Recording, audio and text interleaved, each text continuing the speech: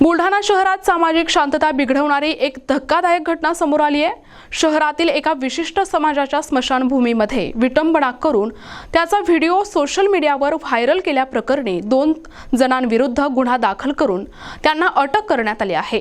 या प्रकारामुळे शहरात काही काळ तणावाचे वातावरण निर्माण झाले होते, मात्र पोलीस प्रशासनाने तत्परता दाखवत आरोपींना जेरबंद केले आहे।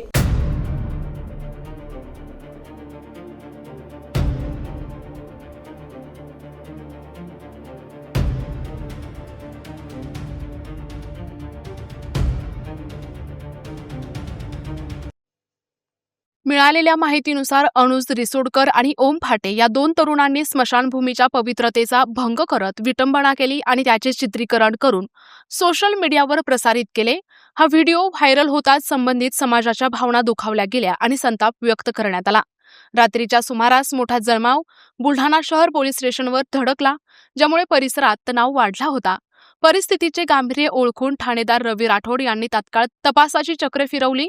पोलिसांनी काही तासांतच 2 संशयित आरोपींना ताब्यात घेऊन त्यांच्यावर गुन्हा दाखल केलाय।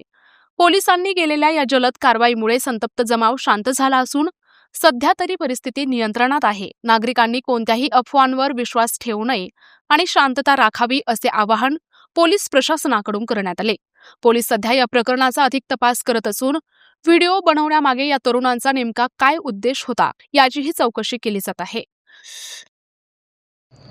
यूट्यूब पे आज जो वीडियो वायरल हो रही थी उसमें के जो 2 संशयित लोग थे उन दोनों को मैंने ताबे में लिया है। उन पे कायदेशीर कार्रवाई की जा रही है।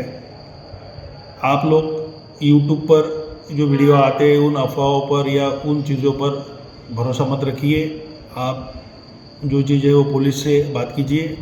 कल भी परसों भी एक वीडियो वायरल हो रहा था कि बच्चों को पकड़ने की टोली आई है, तो ऐसा कोई अफवाहों पे विश्वास मत रखिए और जो भी चीज़ है वो पुलिस से बात कीजिए। पुलिस आपको पूरा सहकार्य करेगा, कायदेशीर और कानूनन कार्रवाई की जाएगी।